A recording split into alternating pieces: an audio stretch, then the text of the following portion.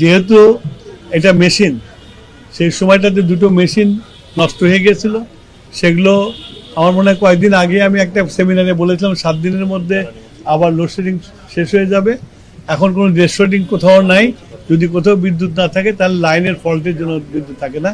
কিন্তু আমাদের যে জেনারেশন আছে সেই জেনারেশন দিয়ে আমরা লোডশেডিং মুক্ত রাখতে পারছি না। আগামীতে যে গরম পড়বে, গরম পড়ছে, মানে আমি একটা কথা বললাম এখান থেকে, তো load shedding, please listen to me, okay? গ্রামে লোডশেডিং নাই। যেটা হয়, আমাদের পল্লী বিদ্যুতের লাইনগুলো অনেক লম্বা লম্বা। কোথাও যদি ফল্ট হয়ে যায়, বিদ্যুৎ স্লিপ করলে ওই ফল্ট লোকেট করতে তার টাইম লাগে, সেই জন্য বিদ্যুৎটা আসে না। আবার লাইন ঠিক হয়ে গেলে বিদ্যুৎ চলে আসে। কিন্তু সামনে গরম পড়লে লোডশেডিং হবে কি হবে না? তুমি এখান থেকে বেরিয়ে গেলে তুমি বাঁচবে না মরে বলতে পারবা না, আপনাদের কি বলতে পারবে কিনা? সেটা তো আলাদা বিষয়। না, এটা আলাদা এটার বিষয় না। সাথে এটা তো মিলে না। Please listen to me.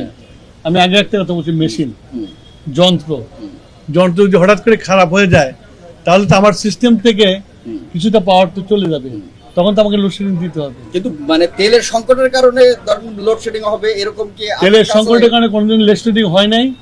আমার যেটুকু লোডশেডিং হয়েছিল তখন যন্ত্রের জন্য হয়েছিল, সেগুলো আবার ফেরত আসছে, এখন ঠিক আছে। তেলের কোনো সংকট কখনোই হয় নাই, এখনো হবে না, কখনোই হবে না, because I have got sufficient stock এবং আমরা পারচেস করে যাচ্ছি।